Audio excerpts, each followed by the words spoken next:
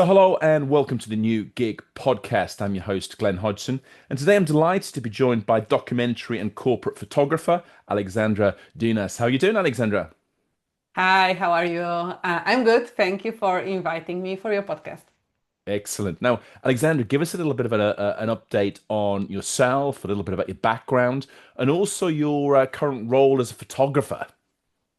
Okay, my name is Aleksandra. I'm Polish, but from 2013, I think I live in Barcelona in Spain. When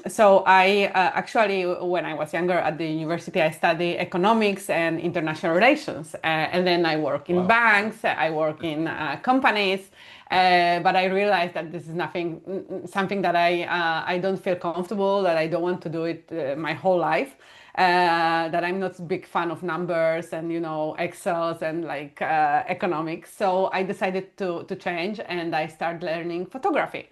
Yep. I learned the basics. Then I start shooting, everything that was happening in Barcelona. I studied photojournalism. I studied documentary photography. I went to Africa. I went to India, and then I changed from corporate jobs to being full-time photographer. Excellent. Excellent. So now this has become the passion and the hobby has become the full-time career and what sort of gives you money and pays the rent. Yeah, I mean, I guess this is a dream for many people that they can live doing what they love, and other people will pay them for that. And just waking up every day thinking like, oh, my work is great, and I really want to do it every day, and I'm happy that I'm doing it because at the end, the work is a big part of our life. So yeah, I'm very happy that I can do it. Yeah, absolutely. And I think that you're onto a very important point there, Alexandra. The fact that if you enjoy what you do, you never work a day in your life. It's none of this thing about thinking that, oh, the 9 to 5, the commute to the office, all these things that make people so miserable, and the anxiety that a lot of people experience on a Sunday afternoon when they think that a new working week is ahead. If you enjoy what you do, this is becomes your life and your hobby are brought together with something that makes you money. And I think this is probably something that a lot of people miss out on.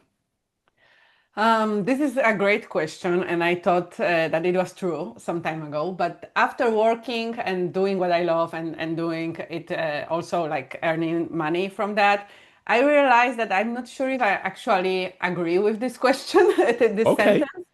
Yeah. It's because, of course, this is different ways of, let's say that of course I do photography and this is what I love, and I shoot a lot of corporate events and a lot of I work with a lot of brands, but also I'm doing a lot of work that I don't like to do, which is Okay. when you are a freelancer, when you are your own boss, when you have a company, you are doing a lot of stuff that you don't like, which is, for example, taxes, marketing, administrative jobs. Shooting, when I was thinking about it like a few days ago, actually I think it's around 30% of what I'm doing, because as I'm the business owner, so I'm doing also a lot of different stuff that I'm not a big fan of. But still, I'm very happy and grateful for what I do, and but also it has this negative part that at the end you still need to do some things that you are not a big fan of, and it's not always looking like perfect, like on people say, or like Instagram, that you are Yeah. freelancing, you can travel the world, and like it's from like inside it doesn't look like that. And I think this is an interesting point, actually. Sort of when we talk about sort of the good and bad elements of being a freelancer, I think it's great if we can dive into that a little bit deeper, because the fact Yeah, that, yeah, you still have to pay your taxes, you have to sort of fill out the VAT returns, you need yeah. to be able to do sort of the, shall we say, the less exciting things as well. But it's all part of running a business. So I think if you sort of take us through of some of the, shall we say, the more administrative, maybe the not the most exciting elements, that would be useful for the viewers and listeners to get a little bit of idea that it's not all an Instagram life. There are sort of the more mundane elements that need to be completed too. Yeah, of course. If you are not making enough money to pay somebody to do your job, to do other jobs like marketing, taxes. Of course, taxes I'm not doing myself. I have a company who's doing it, so at least because I'm not good in that, so I prefer, of course, to pay somebody who does it. But this is the part that every day, sometimes I spend the whole day in the like in front of the computer doing marketing and Yeah. networking, writing to people, writing emails, and other stuff that you need to do when you are a business owner or a freelancer. Yeah. So I think every person who has a company can say the same thing that you are not just shooting all days amazing places with great brands, and this is not like that. And I think that people see it in social media nowadays, and they talk only about this beautiful part Yeah. of being a freelancer, but they forgot that there's a lot of stuff and work to do, that it's not so nice. And but I think it's worth it because I still doing what I love, and I don't have a boss who say get up at this time, go to work at this time. Yeah. You can't leave before 5 or 6 or 7 in Spain, depending where you work. So I'm Yeah. still very lucky, but of course it's always there is a bad part or like more negative part of running a business. But the question is if it's worth it. Like the good parts are better than the bad parts and Yeah. more negative stuff that you are doing. Absolutely. And also, of course, living in a fantastic part of the world like Barcelona with the sort of the palm trees, the sunshine, the beach, which is basically always there year round, must be must help things as well. I mean, people think that if you live in Spain or in Barcelona, I live outside of Barcelona on the beach side. So they think that you are all year on vacations. This is like how it actually looks like from this, perspective of tourists who are coming here, like, oh my God, you are like on the vacation all day, like all Yeah. year. And it's not like that because I mean, I have a beach like 7 minutes walking, and I have a great view from my flat because I live close to the beach. But still, I mean, if you are like everyday life is not going on the beach like every day. You Yeah. can't just do that. But still the weather and the view and the people and in general like the Spanish lifestyle, it's very helpful. Yeah. That maybe you can get less stressed, or at the end people are more friendly, so at the end than in other countries, so maybe it's easier. Yeah, absolutely. And what was the sort of the choice? Why sort of Barcelona in terms of the location? Is it something you sort of dreamed on? And also the fact that, of course, being a photographer, it's kind of a transferable skill as well. You can do it pretty much from anywhere, as long as you have the equipment, the expertise. You can kind of create a business for yourself from there. So at Barcelona, it was never my dream or like the place that I wanted to live. It was just because I fell in love with Okay. uh, with a boy many years ago, my ex-boyfriend, and he was from here. He was Spanish, and he was from here. We met here. I was just on vacation, and we met here. So that's why when I decided that I wanted to go back to Spain, Yeah. I just decided to go back to Barcelona because I already have friends here. He was living here, even if we are not together. I knew I still had like somebody that I know here. Yes. So it was just easier to come back to Barcelona or going to Madrid or any kind of like Yeah. other city in Spain. So it was just because it was easier. And I was speaking Spanish already because I also live in Chile for some time, so Yeah. in Mallorca, so in different part of Spain. So I just like the country. So, but Barcelona was just the easiest choice. Yeah. And yeah, about working from different parts of the world, being a photographer, it's also true, but there's always a but, I think. I mean, I'm based here, and also I need to, let's say, I have my website, I have my Google profile. So, of course, I need to say that I'm based somewhere so Yeah. people can write me. Yeah. And I say, okay, you are based in this place because I need to do my SEO, I need to do, a website around something. So you just can say I'm based everywhere. So Mm. at the end, even as a photographer, as I'm shooting a lot of brands and companies and like a lot of events, people just write me to shoot an event here in Spain because I'm based in Spain.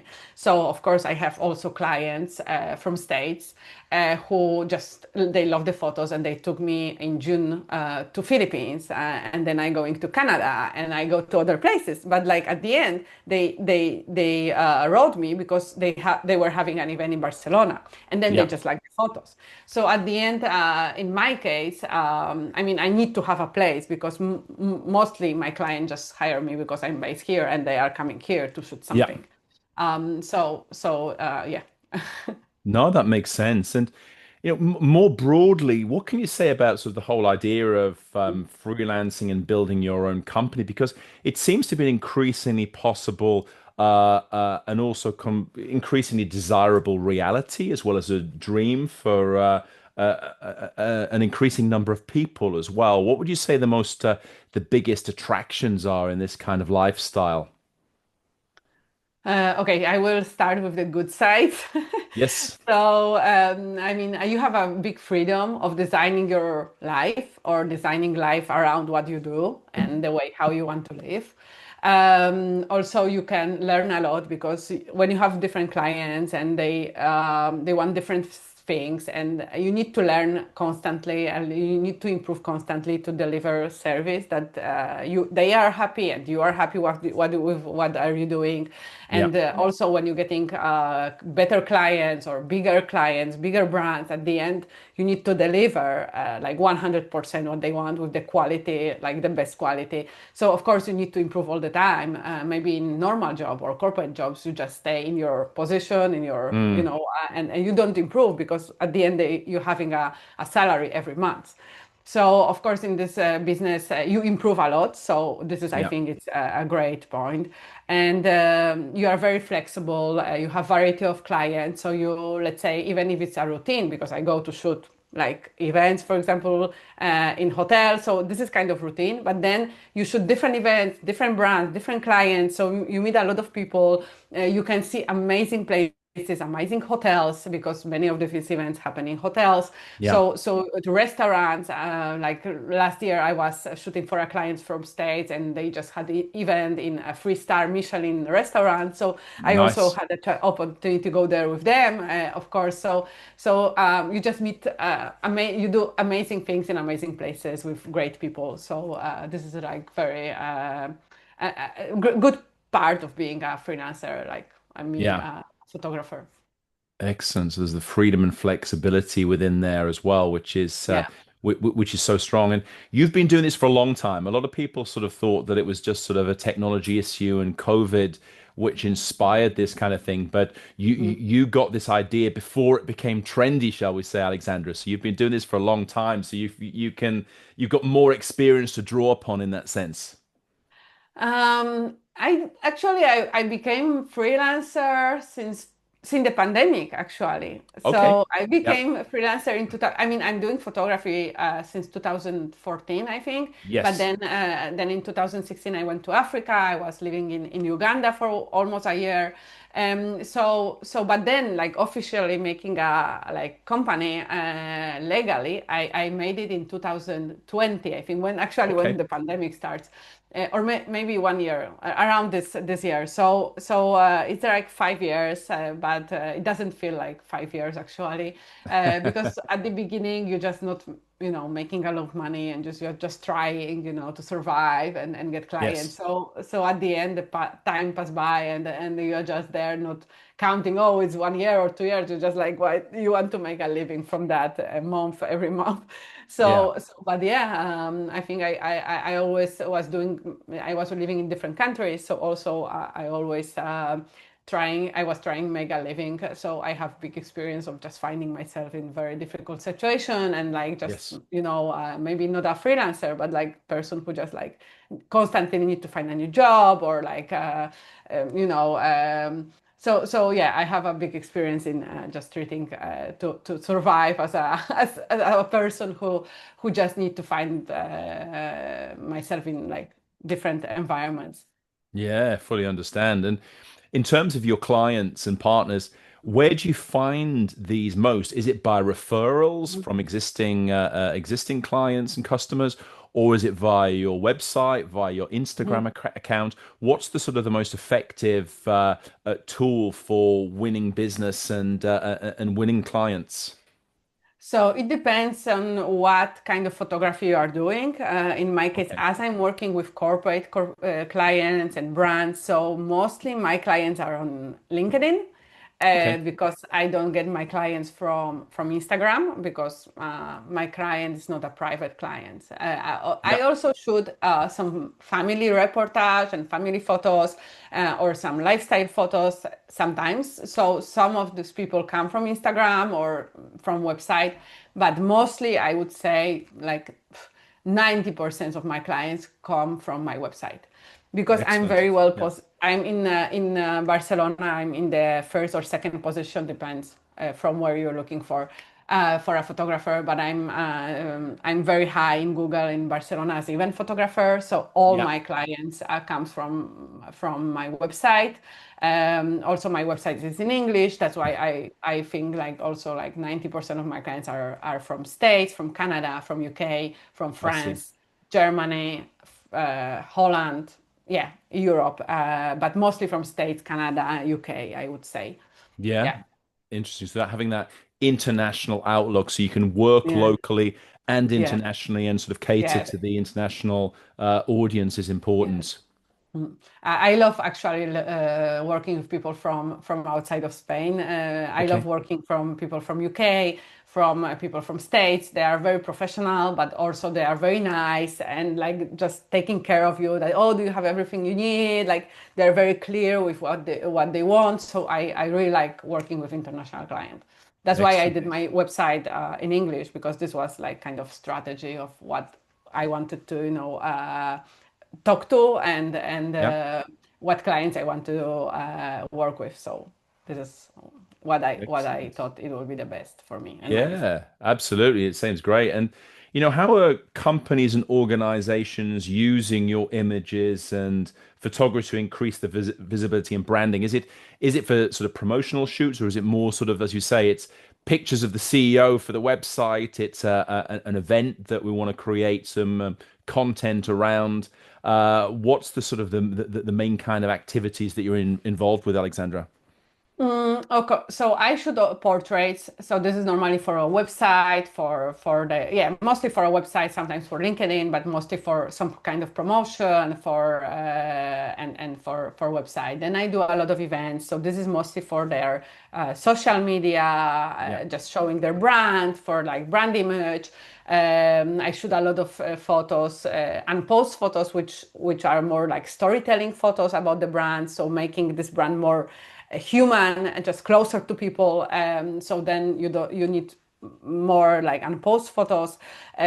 So yeah, mostly I think there are a lot of for social media, because now, as you know, social media is you need to be on social media, either you Yeah. are a brand or a person, and you need to post and give some image there, and image talks stronger to people than a text. So I think like even in the era of AI, people, I think the photos nowadays are very important, and having good quality of photos talks a lot about brand or a company. So Yeah. investing money into a great photographer, a good photographer for your website, for your LinkedIn, for your social profiles, it's very important.